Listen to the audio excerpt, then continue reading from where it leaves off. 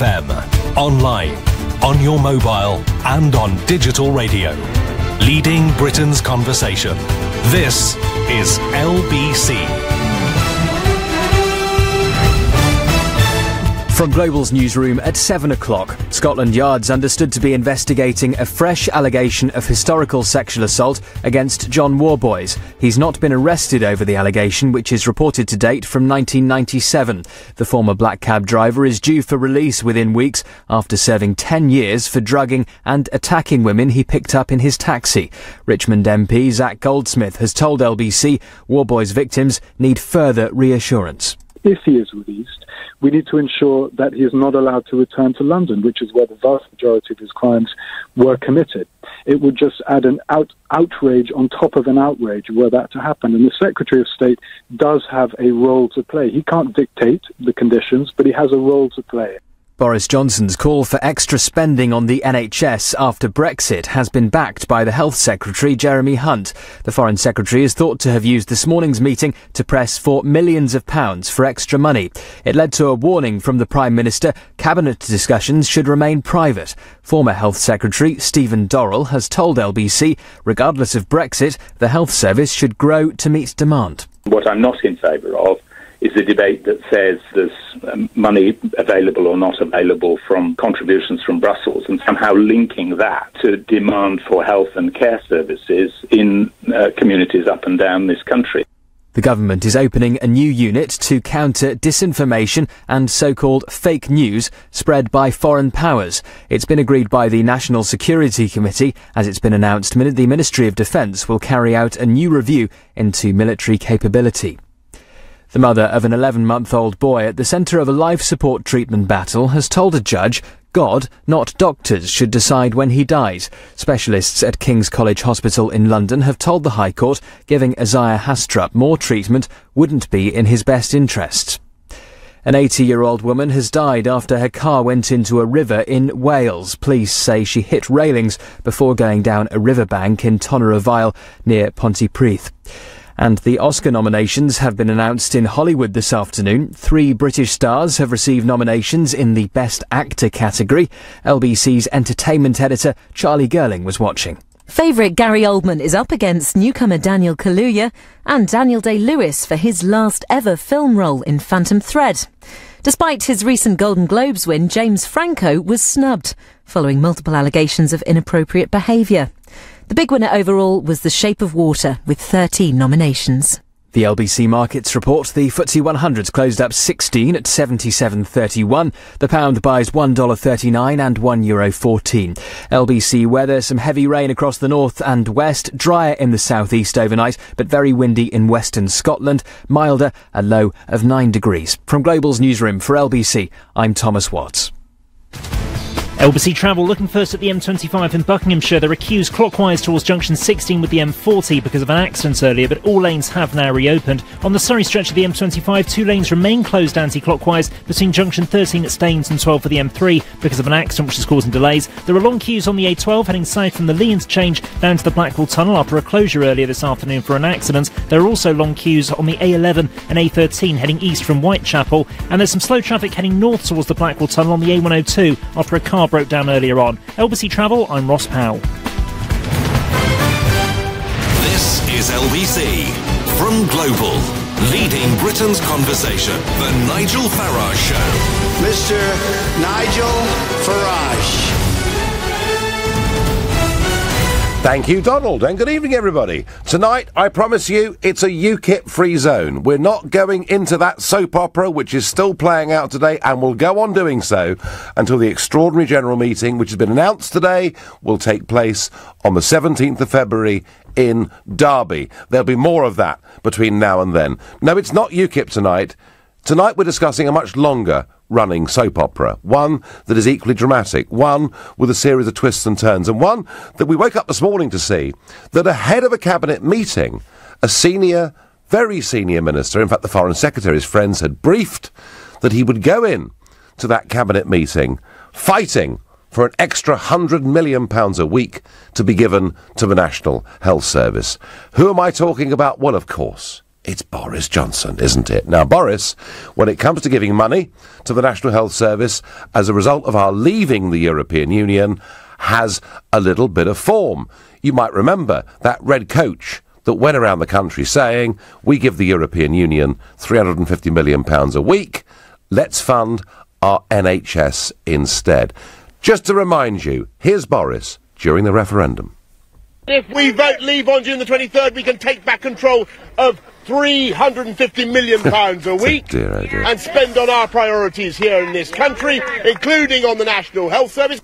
Well, I always thought that figure was absolutely stone bonkers, because that figure was the gross figure. And yes, sure, we do account for it in our Treasury figures, but that was before the British rebate, the one won by Margaret Thatcher, although reduced significantly by Tony Blair, and didn't take into account the money that comes back, albeit spent at the EU's behest.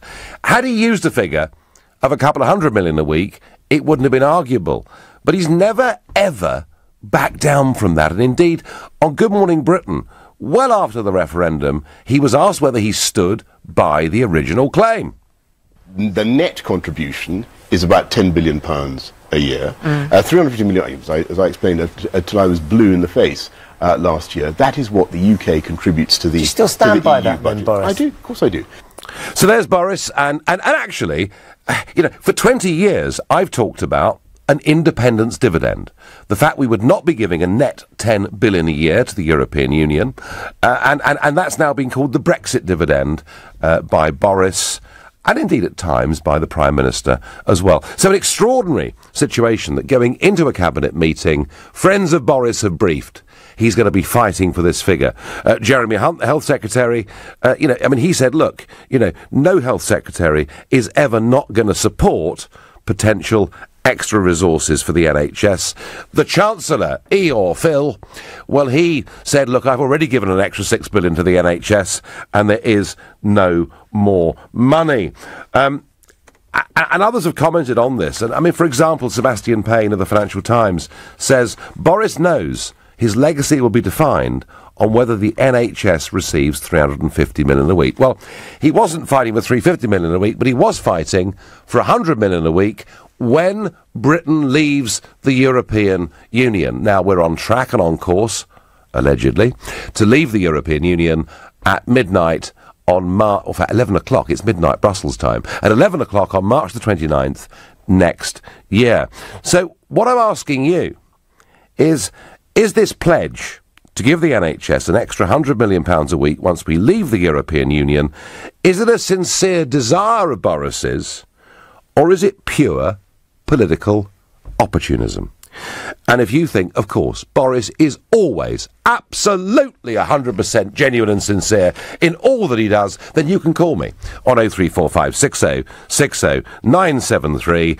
If you think maybe it's just Boris, yet again, on leadership manoeuvres, then text to 84850, or maybe you think as Foreign Secretary he ought to simply stick to foreign affairs, and if you want to comment on that, then you can tweet using the hashtag Farage and LBC at LBC, and of course you can watch me on Facebook and comment there too. Is Boris sincere, genuine, or has he seen, and by the way, for the last 6 months on this show, I've been saying she's useless. Mrs May can't run the country. There's no sincerity, there's no passion, there's no warmth, there's no humour. She doesn't even believe in Brexit. And interesting, isn't it? In the last sort of 48 hours, we've had people like Nick Bowles saying that she's timid. We've had Nick Soames, one of the arch Remainers, even Nick Soames, being very, very critical of the Prime Minister, her lack of passion, her lack of sincerity.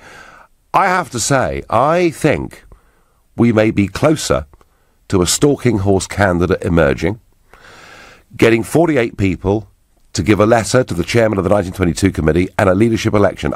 She's in trouble. This simply isn't working. And I wonder whether Boris might just have seized upon that opportunity. Or am I simply being too cynical? I'm going to ask Sam from Stoke-on-Trent, a new caller, what he thinks. Sam, good evening. Good evening, Nigel. It's great to speak to you. I saw you when you came to Stoke for the Grassroots Out. I've been an avid follower on YouTube. And that was helped with the campaign. Grassroots Out was Grassroots Out, to remind those that don't know, was a collection of 18 different political organisations. On the left, we had George Galloway. We even have a new Communist Party of Great Britain, and we moved across the whole spectrum. And I did speak in Stoke. What was the name of the hall I spoke in, Sam? Can you remember? You spoke in the Victoria Hall. The Victoria Hall, wonderful old building. Yeah. Old Victorian building with a sort of modern bit attached on the side. And I remember that day in Stoke-on-Trent, that night in Stoke-on-Trent, very fondly. And of course, Stoke was a big, big Leave vote, wasn't it? Yeah, I think it's the only time Chris Grayling will ever get a standing ovation in Stoke. Chris Grayling, you're absolutely right, Sam. Chris Grayling, the Conservative Cabinet Minister, Transport Minister, was on a platform in a Labour constituency, got a standing ovation. And you know what? I gave him a lift home that night to Surrey, and he was absolutely stunned to be treated so well in Stoke. Now, the one person, because Kate Hoey was there and others were there, it was, again, Grassroots Out was a great cross-party organisation. Boris wasn't there, of course, because he was part of the Vote Leave organisation, which was much more a Tory-based thing. But as you know, Sam, very well, you know, he was talking about this $350 million a week, a figure that I felt deeply unhappy with at the time.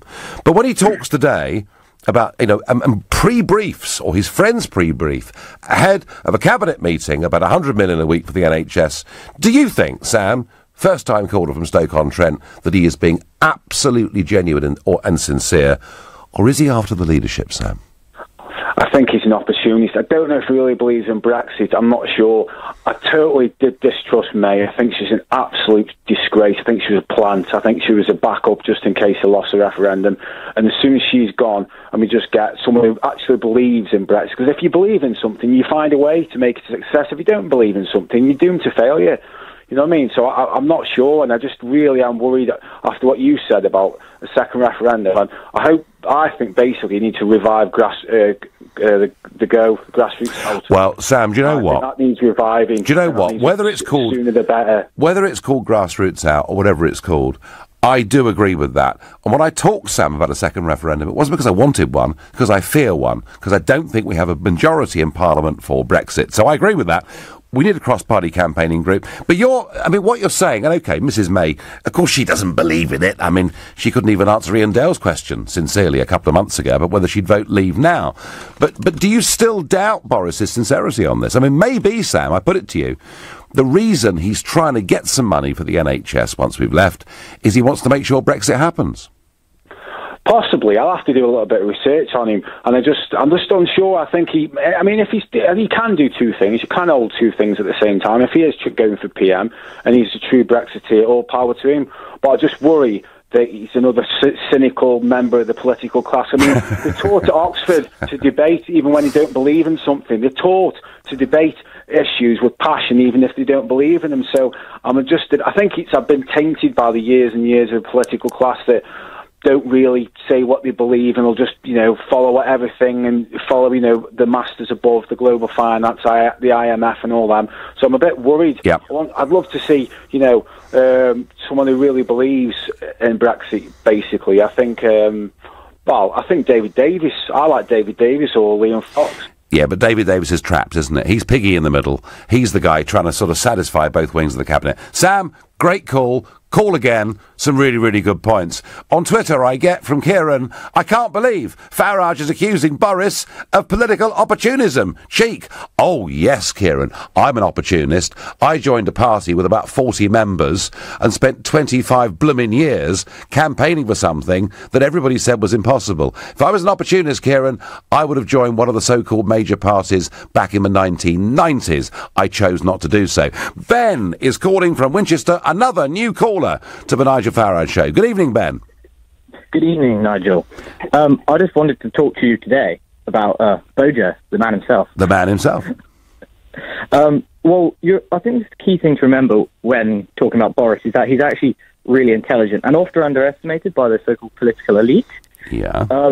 I think he's understood that one of the key reasons why the Tories lost their majority in the recent election is the fact that Labour destroyed them completely on the home front, as it were, so on issues about the NHS and public funding.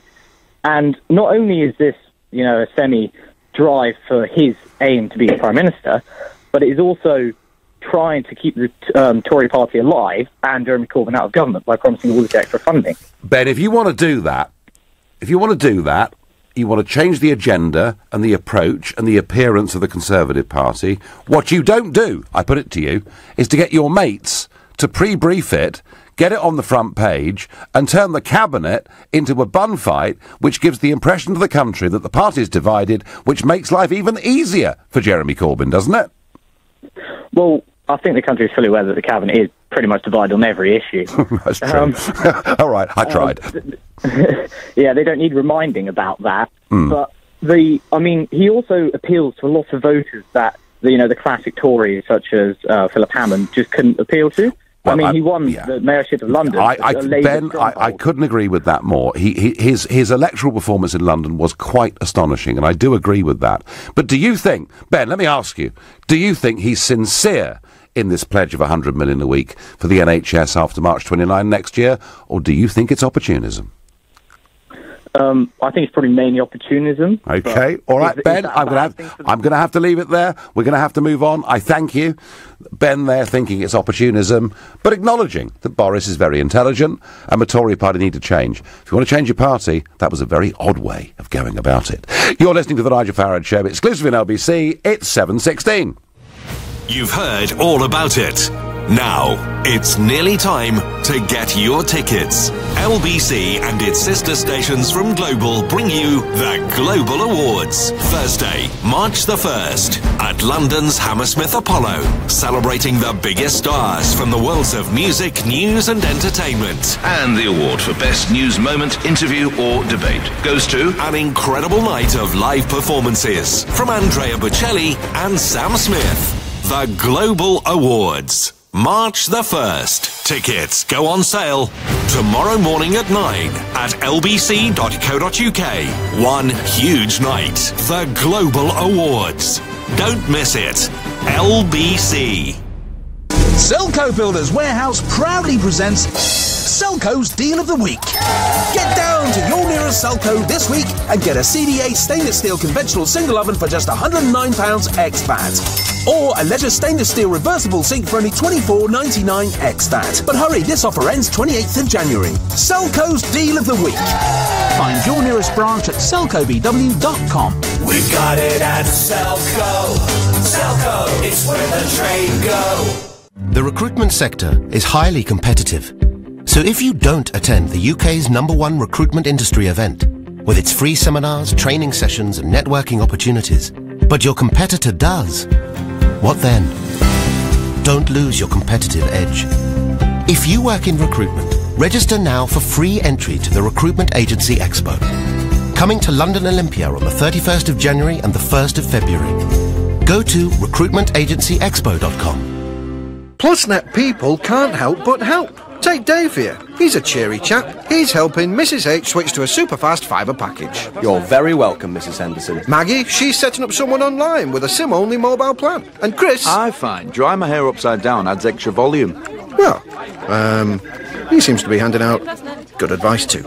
At PlusNet, people will go out of their way to help you. It's probably why they've bagged U-Switch's Best Provider for Customer Service Award for a 3rd year running. PlusNet will do you proud. Crikey, the boiler's gone again. Cold showers. Oh, I'll have to get someone round and tidy up and get better biscuits. I've only got malted milk. I can't have no shower. I've got Zumba on Wednesday. Relax. Relax. It's Trust a Trader. Bloomin' lovely tradespeople who do the job right. You pop in your postcode and find great tradespeople right on your doorstep. Oh, he's here. Get the party rings out. Visit trustatrader.com. Our speciality, the half-whip, no-cap, upside-down Guatemalan matcha frap with semi-soy. Running a small business is complicated. So wake up, smell the coffee and open a PayPal business account. With Click and Pay email invoicing and the PayPal Here card reader. I was ground down by admin. Now it's less time chasing money, more time earning it. And I even have time for a tea break. Search PayPal business account to open yours today. Sign up is free. Terms, card reader and transaction fees apply. Hello, Tim speaking. Have you been injured in an accident in the last 5 years? Hello, Tim speaking. Are you eligible for a PPI claim? Right now, over 6,400 people are waiting for a call that will change their lives. Telling those closest to you that you want to be an organ donor could help save the lives of people like Tim. Search organ donation and chat about it today. Hello? Tim, it's Angela at St George's Hospital. We have a kidney for you. The Nigel Farage Show on LBC. Call 0345 6060 973. So when Boris Johnson's friends brief in the press ahead of a cabinet meeting that he's going to go in there, fists flying, arguing for another £100 million a week for the National Health Service once we've left the European Union at the end of March next year, it does beg the question, is this absolutely sincere on Boris's part, or is once again he seen to be a political opportunist on manoeuvres, looking to get rid of a weak Prime Minister? And we've seen this pattern before, haven't we? Before major speeches of the Prime Minister, we've seen up to 4,000-word articles appearing in the Daily Telegraph. Now, it's very interesting that the Prime Minister clearly viewed all of this in a pretty dim way, because she told the meeting, preempting Boris, that any Brexit dividend would be allocated according to the government's priorities, including schools and housing as well as health. Shut up, Mr. Johnson. I'm in charge. But now, over the course of the last hour, a whole series of reports are beginning to leak out. Very interesting that Amber Rudd was saying that it was important that the cabinet members were able to trust each other, before adding, I'm talking to you, Foreign Secretary. It's not exactly happy families, is it? Another source said even Michael Gove and co didn't give Boris their full backing. He looked very isolated. And friends of Boris, who've been part of this manoeuvre of pre-briefing this, looking to try and make him a hero, they have said, we ... upped, and we move on. So it actually looks like this whole big early morning thing that I heard at 6 a.m. on the news, that Boris was going to go in there and battle for the Brexit dividend to go to the health service, has pretty much backfired on him within his own cabinet. I have to say, I thought, for somebody as intelligent, and I like Boris a lot. He's fun. He's a force of nature. He's great. He makes politics interesting. When you look at all the dullards that are there, the insipids, those who, frankly, most of the public couldn't recognise half of this cabinet in a lineup. They're so boring. Boris, they can. He's interesting. He's fun. But I thought the £350 million a week in the referendum was a huge mistake. And yes, I'm one of those that thinks he just wants the top job at virtually any cost. Sorry, Boris, if you're listening, but that is what I think. And you can always call in and tell me I'm wrong, but I know that you won't. On Twitter and on text I get, hi Nigel, of course Boris is on manoeuvres. And a good job too, as UKIP is waiting for the hearse, says Pixie. I'm not quite sure of the relevance of that, other than we do need a strong voice for Brexit. And the defence, Pixie, the defence, and I've made it once already tonight, the defence of Boris saying this is, Leave voters do need some persuading that actually going out there and doing it was worth it. And that's not because Brexit's a failure, it's because the government isn't actually implementing it. I agree with Boris. The NHS needs more funding. We should apply a 1% NHS levy on alcohol, tobacco and junk food, says Andrew. So, Andrew, do you want more people to buy backstreet tobacco and backstreet alcohol? When taxes get too high, people avoid paying tax on them. Some estimates suggest that currently on the hand-rolling tobacco market, 80% of tobacco sold in this country is sold on the black market. And having seen Vince Cable in Sky News' studios this morning, I'm reminded he wants a penny on tax to go to the NHS, as Paddy Ashdown before wanted a penny on tax to go to education. We do not have what is called hypothecation of taxes. The fact you pay an extra 1% doesn't go to a certain department. It all goes into the pot. And you know what? Despite the government's claims, we are still running at a £50 billion deficit every single year. My next caller is Barbara from Chichester. Barbara, is he an opportunist, or was he trying to do the right thing to try and make people believe that Brexit will be a good thing? I think he's not very subtle, is he? No, not well. At least his friends aren't, are they? I mean, front page of the Times, you know. He is very impetuous, highly intelligent, but sometimes a bit lacking in common sense. That's the way I see it. And of course, he gets an idea. This will make me look good. This will give the give the public something to hope for and make me look good. And I think that's it. I think there's a bit of both, that he would splash the money around if he get given the chance. But of course, that's not the way I work. Just splashing money around. So. But Barbara, when you splash money around, it's your money. When people like Boris want to splash money around, it's your money as well. Absolutely, you preempted me brilliantly. Barbara, let me ask you: do you like Boris? Well, I do. You do. I do quite like him. And do you think, whatever flaws he may have, and goodness me, we've all got them, but do you think he would make a better Prime Minister than Theresa May? I'm afraid so. You're afraid so? Yes. Why are you afraid? I don't think he's ideal. Right. But I think that it's just, I can see what's happening with Theresa May, and I don't dislike her, but I can see what's happening. Support is melting away, Barbara, isn't it? Yes, yes. Support is... So, Barbara from about the second referendum, I realised he didn't want one, but a lot of people just don't seem to understand the subtleties, so I just feel that something might happen. Things are happening, as you know. Well, Barbara, my feeling is the more timid the Prime Minister is about Brexit and the deal we get, the more the bully boys in Brussels will simply walk all over her, and the more likely it is then that Parliament rejects whatever deal she comes back with, and that's supposed to conclude in October. And I don't want that. I want the smack of firm leadership. I want someone that believes in Brexit. And I'm pondering, would Boris be better than the Prime Minister? You think he would be. And actually, do you know what? However opportunist he may be, I just want someone as Prime Minister that believes in it. Barbara, great phone call. Thank you. Colin is calling from Finchley. Good evening, Colin.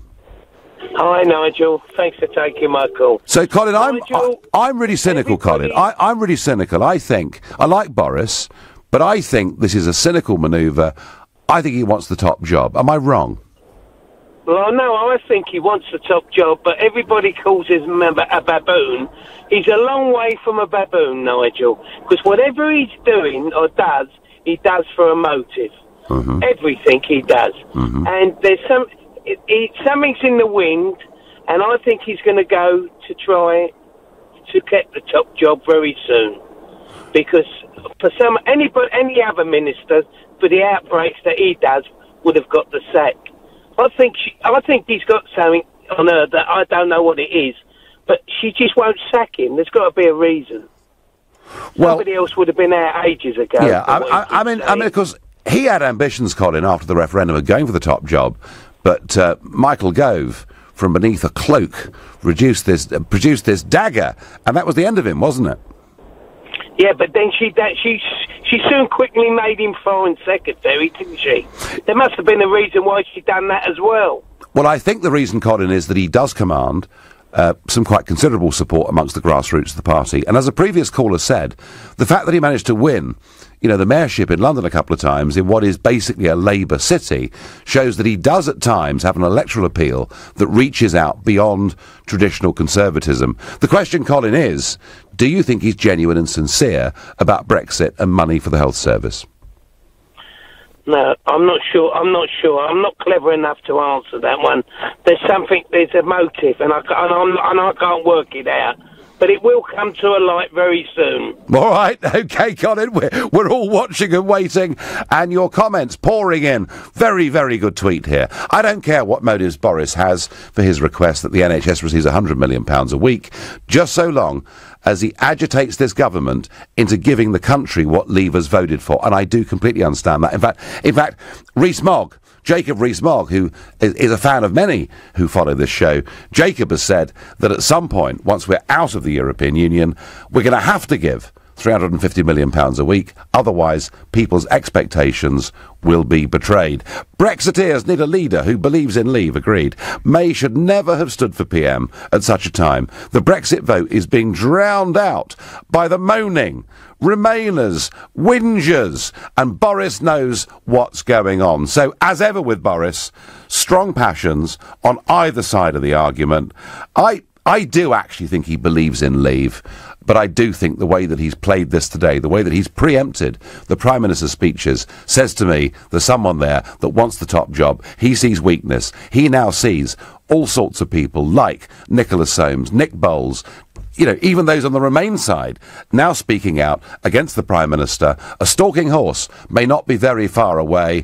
I did say back in September, I thought it was 50-50 whether she'd survive by Christmas. Well, she has survived by Christmas, but she's looking no stronger at the end of January than she was before. Somebody else is going to get that top job. Boris is determined it'll be him. You're listening to The Nigel Farage Show, exclusively on LBC. It's 7:30 and time for the news with Thomas Watts. Police are investigating a fresh allegation of historical sexual assault understood to have been made against black cab rapist John Warboys. It's reported to have taken place in 1997 and was reported to Scotland Yard this month. Boris Johnson's call for extra spending in the NHS after Brexit has been backed by the Health Secretary Jeremy Hunt. Theresa May warned Cabinet Ministers to keep discussions private after the Foreign Secretary's suggestion of extra spending was widely reported. And in the last half hour, Westminster councillors have rejected a planning application for a statue of Margaret Thatcher in Parliament Square. They've cited design issues. LBC weather, some heavy rain across the north and west overnight, very windy in western Scotland but dry in the southeast, mild, a low of 9 degrees. LBC travel. The M25 in Buckinghamshire is solid clockwise from junction 15 for the M4 up to junction 16 for the M40 after an accident, and the anti-clockwise stretch is crawling between junction 13 for Staines and 12 for the M3. The A12 is queuing southbound from the Lee interchange to the Blackwall Tunnel. There's been an accident there this afternoon, and the westbound A40 in Perivale is queuing between White City and the Hoover Building. Emergency services are partially blocking the way for an investigation. LBC travel. I'm Paula Brett. This is LBC. If you own a Swiss watch and it's time to sell it, speak to watches.co.uk. The whole process runs like clockwork. Rolex, Patek Philippe, Omega and more. It only takes a couple of ticks and we pay immediately. Or if you just fancy a change, we could take yours in part exchange. From time on your hands to money in your pocket, it couldn't be easier with watches.co.uk. The pre-owned Swiss watch specialist. The recruitment sector is highly competitive.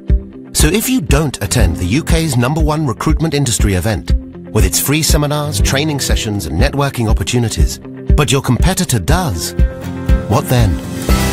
Don't lose your competitive edge. If you work in recruitment, register now for free entry to the Recruitment Agency Expo. Coming to London Olympia on the 31st of January and the 1st of February. Go to recruitmentagencyexpo.com. Do you or your business own a property with planning permission opportunities or land with development potential? If so, Barnes Rofe can help you manage the risks and maximise your gain with joint venture contracts, development partnerships, property SPVs, financing and ownership structures and property tax advice. At Barnes Rofe, we've already supported our clients through property deals worth millions. So call us today and you can be next. Barnes Rofe. Clever accountants for property businesses. An amazing kitchen, an amazing bathroom, an amazing hallway. At Amazing Tiles, our range of porcelain, ceramic and bespoke tiles can make any home amazing. Right now, buy 5 metres or more of plain tiles and get 1/3 off the retail price. Visit our showroom and warehouse at Park Royal Road, London, or call 0208 83 84 900. Make your home amazing at amazingtiles.com. We could tell you about our new SUV's luxurious space, but that would limit your imagination. We could describe its beautiful styling, or even shout about its off-road capability, but words wouldn't do it justice. To truly understand Levante, you must talk its language. Levante, the Maserati of SUVs, from £56,250. Available now with tailored finance packages. Crikey, the boiler's gone again. Cold showers. Oh, I'll have to get someone round and tidy up and get better biscuits. I've only got malted milk. I can't have no shower. I've got Zumba on Wednesday. Relax. Relax. It's Trust a Trader. Bloomin' lovely tradespeople who do the job right. You pop in your postcode and find great tradespeople right on your doorstep. Oh, he's here. Get the party rings out. Visit trustatrader.com. The Nigel Farage Show on LBC. Call 0345 6060 973. Boris Johnson gets roundly abused at Cabinet for pre-briefing. He will go into fight for £100 million a week for the National Health Service once we've left the European Union. I'm asking you, is he sincere? Is he the right guy? Is he just an opportunist? Is he going, indeed, for the top job?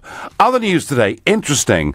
Lord O'Neill, a former Treasury Minister, a Goldman Sachs economist, and, of course, good friend of George Osborne's, one of those saying to us during the referendum, as part, in fact, one of the chief architects of Project Fear, that we were going down the Swanee if we voted Brexit, has said today that the benefits of global growth in the coming years will easily dwarf any hit from leaving the European Union. So those that were telling us we're headed for poverty, misery and plagues of black locusts are saying, actually, it'll be okay. And a really funny one here that I'm not quite sure at this stage how to interpret.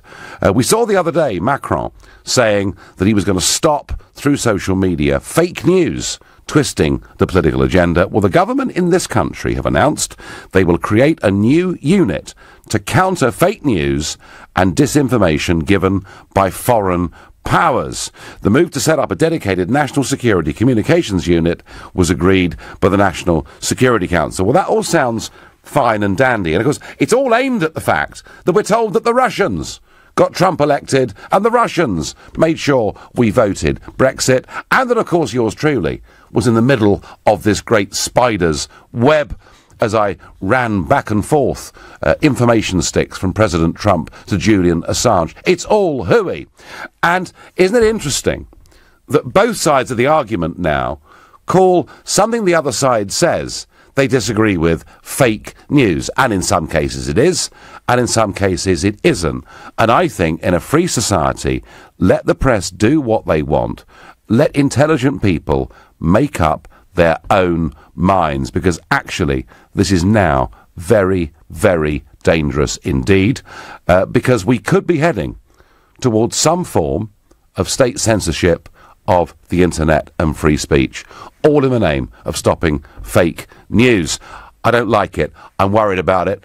I hope it doesn't develop too much. And one quick comment. Do you know, I said to you earlier I saw Sir Vince Cable this morning, who I like. Very nice man. I mean, deluded politically, but in my view, but he's a very, very nice man. And he was on Sky News talking, as they all do, about the fall in the pound and the impact it had had on this country. And I know there are other LBC shows where they constantly talk about the fall in the pound because of Brexit. And I keep countering by saying, look, if you go back, to 2010, the pound was a lot higher. It's fallen more since 2010 than since the referendum. Well, do you know, today, sterling touched 140 against the US dollar, which is higher than its low point, wait for it, before the referendum. Please, Ramonas, stop bleating, stop whinging, stop talking about the fall in the pound. You simply don't know what you're talking about. Pack your bags and go home. We're bored with you. You're wrong. Back to Boris. Mark is calling from Sunbury. Mark, is he sincere in this? Is it the right thing to do, or is it just naked opportunism? Hello, Nigel. Good to talk to you. Good evening. Before that, I was just going to say, where did you find the time to go between Trump and Assange? Oh, well, I'm a very busy boy. And, of course, don't forget, Mark, given the massive international money that's backing me, I get private jets all around the place every single week. Of course. So, absolutely. and they're all owned by various Russians with long names, but I better not tell you on. I'll tell you in private over a drink, Okay, sure. I mean, just read The Guardian. They'll tell you all this anyway. Right, back to Boris. Back to Boris. And by the way, Mark, you're a new caller to the show. Yes. Is Boris someone that you feel very strongly about?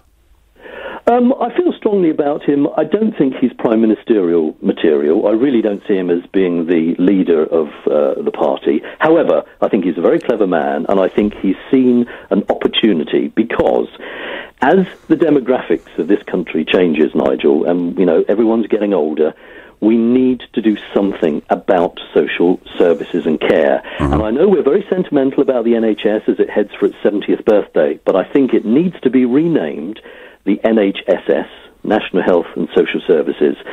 And I think Boris is seeing an opportunity for the next election because that will be the main topic that people will vote for. I heard yesterday on Sheila's programme something that really shocked me. Yep. That half the councils in this country, half of the 250 councils in this country have now scrapped the Meals on Wheels service. And we have got millions of elderly people who are starving. Not to death, but starving. They're going without food. Well, Mark, we have a huge crisis with all of our public services, and I always say that it's a population crisis, that our population is rising by 500,000 a year, and it's very, very tough to catch up. And ageing is a part of this. But Mark, your analysis that it's this that the next general election will be fought on may well be right. Let me ask you this. Is Boris identifying this because he wants the Conservatives to beat Corbyn, or is he seeing a way of positioning himself to be the leader of the Conservative Party at the next election, or perhaps both? I think that the first one. I think he realises this will be the weakness that the Conservative Party have got to get a grip of. As I say, I don't think he'll get the backing of the party for leadership. I think there's some other contenders. But how interesting that Jeremy Hunt has come out now, after Boris has put his head above the parapet, and said he agrees with him. Why didn't he, as Health Secretary, say, we want the 100 million? Well, what Hunt said actually was, I don't think any health secretary is ever going to not support potential extra resources for his or her department. So I don't read that, Mark, as wholesome support. But what I also see, Mark, is that, Amber Rudd had a right pop. The Prime Minister tried to preempt him, and even Boris's own supporters said they dotted up. So I don't think today, in terms of political manoeuvring, has been a great success for Boris. Do you? No, but he's a clever man, and he's a very, very clever man, and I think he's looking to the future. Listen, if the Conservatives don't, get back at the next election, he's out of a job. So I think he's looking for the party's sake. And OK, all right. No, Mark, thank you. And Mark there from Sunbury saying that Boris actually is being very, very sincere. Shaz says on Facebook, anyone can promise the moon if they know they will never be in a position to deliver. Well, Boris thinks he will be in a position, or he wants to be. Jeanette says, Nigel, I can't understand why May is still there. She's useless.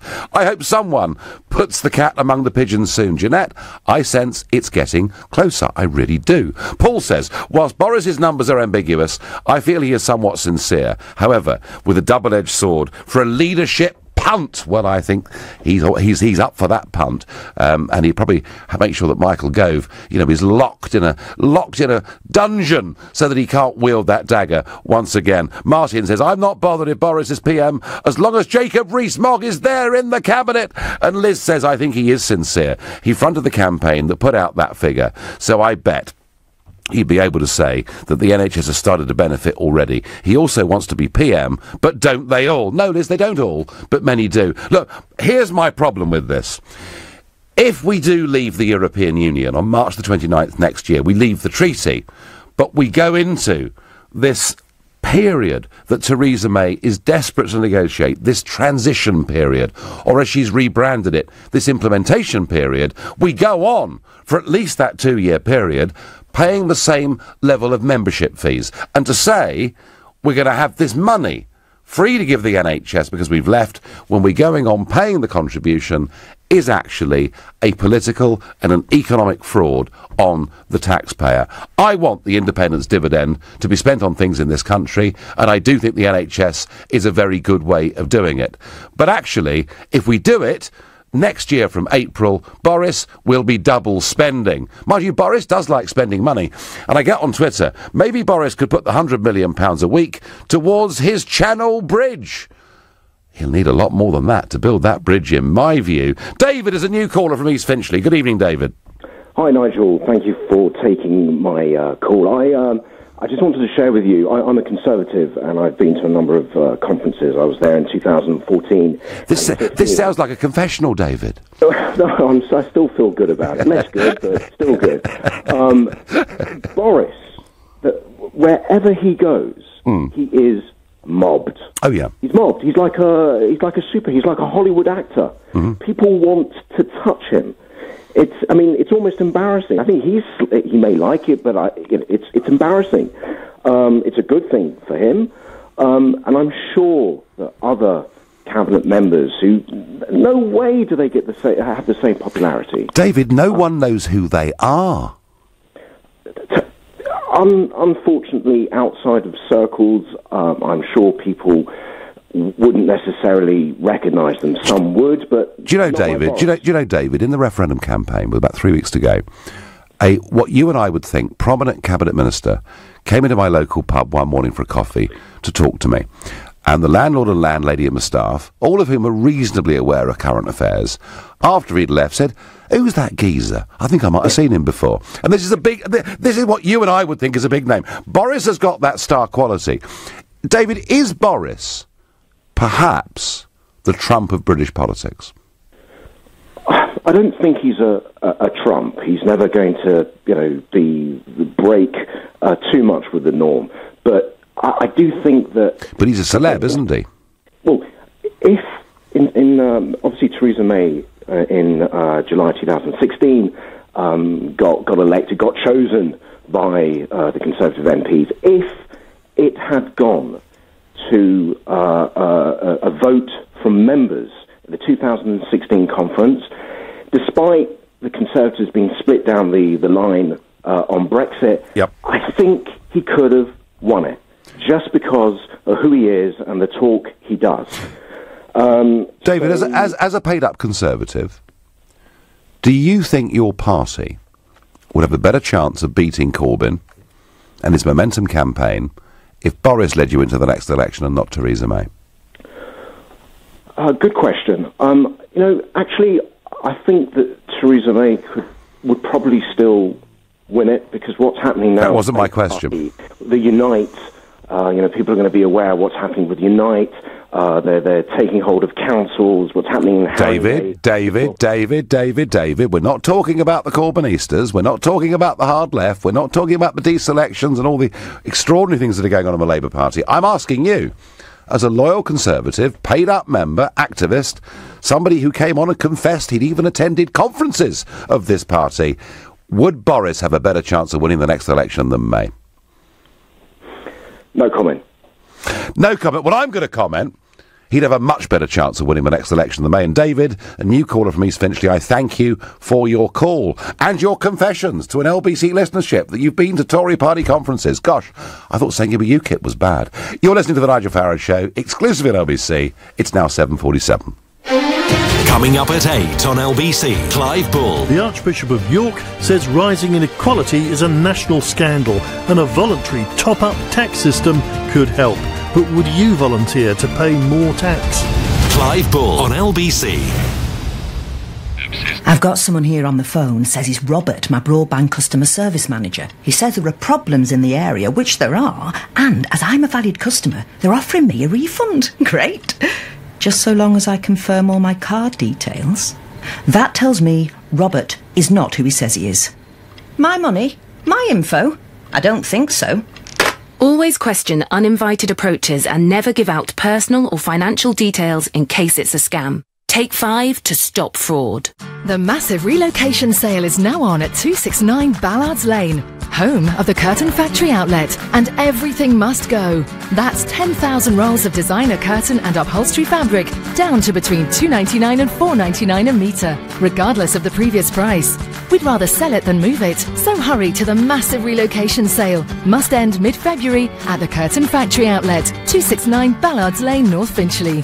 Open every day. curtainfactoryoutlet.co.uk. At UKME, our chauffeur service is 6-star.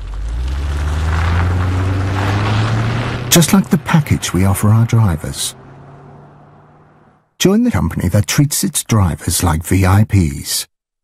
Apply today at ukme.co.uk. Everyone who comes to TDC Smile in a Day has a story to tell. I couldn't eat a baguette or fruit, an apple. We gave John dental implants and natural-looking fixed teeth in just one day. What I didn't want was to have teeth taken out and then have to wear dentures. Around 3 months later, we exchanged his fixed teeth for his final permanent set. To see life-changing before and after pictures and independent patient reviews, visit smileinaday.co.uk or call TDC Harley Street on 0203 7334 986. Take the step, because it's life-changing. 0203 7334 986. David's hot or not chicken curry. On our very first date, my wife Maria said she loved spicy food. That's lucky, I said. I'll have it too. But the truth is I don't. Never have. So, whenever I cook her favourite curry, chicken Gujarati with green beans and fresh ginger, I add a spoonful of natural yoghurt in mine, and I keep stum. Make your own hot or not curry with our tender, succulent British chicken. Food love stories, brought to you by Tesco. At PlusNet, we say let's hear it for small businesses, the micros that think mega, run by work all day, worry all night warriors. No home life, no love life, no lunch hours or happy hours, only long hours. Our super fast business broadband is for you. Reliable, affordable, with support anytime you need it. Christmas Day, New Year's Day, May Day, May night, whenever, because you guys, you're the future. You make us proud, and you know what? Here at PlusNet, we'll do you proud. This is LBC, the Nigel Farage Show. Call 0345 6060 973. Text 84850. Tweet at LBC using the hashtag Farage on LBC. As Boris tries to bully the Cabinet into £100 million a week extra for the NHS, he gets slapped down for pre-briefing, for being divisive, and for looking, I think, a little bit too ambitious. At least that's how I read it. And before the break, David from East Finchley came on and confessed to us that he was a Conservative Party member. He'd even, in bad moments, been to conferences. He almost felt ashamed of it. Is it any wonder they're losing if that's how they feel? Any of you who are Conservatives and find it difficult to come out can always call 0345 6060 973 under an assumed name. We're happy to talk to you, because I'm not just asking about whether this is sincere or opportunist. I'm also asking, would you have a better chance as a Conservative Party of beating Jeremy Corbyn with Boris as leader rather than Mrs May? And to me, the answer to that, whatever Boris's faults may be, is actually pretty obvious. This guy won in London, which is pretty much a Labour city, so I think he does have electoral talents. Boris Johnson is an opportunist of the highest order, but he's really intelligent. I hope he is. I feel the Tories can do much better than Theresa May, says Jenny, who's texted in from Leicester Square outside the studio somewhere. Boris was sending a strong message to Remain and Leave that the money will be spent after Brexit, and he fears Gove. I don't think he does fear Gove. He may fear Gove's dagger, but he doesn't fear Gove standing for leader. Michael, I don't think, would ever do that. Boris could and should have picked up the baton when he had the chance. Theresa May won't deliver Brexit, and Boris knows it, says David. David, there may well be something in Boris's thinking, very much as the same as Jacob Rees-Mogg has said, that all these millions of people voted because they wanted something to be better, and it's got to be delivered. Stuart is calling from Putney. Good evening, Stuart. Hi, hello. I don't know why people think he's so clever. He was a terrible mayor. He wasted billions of pounds on Garden Bridge, Boris Island. Yeah, absolutely. He's a blundering foreign secretary. He's made some terrible blunders. He's lied during the Brexit campaign, sort of unnecessarily. How's he lied, Stuart? Well, he did with the 350 million. He did say, if you look at the actual slogan on the bus, I think you can't call it a lie, but you can. Disingenuous. But okay, fine, all right, yep. So, but Stuart, he's intelligent because he speaks in Latin. Yeah, I know. He's funny, but he's clever to be funny. But I don't think he's not intelligent for the country.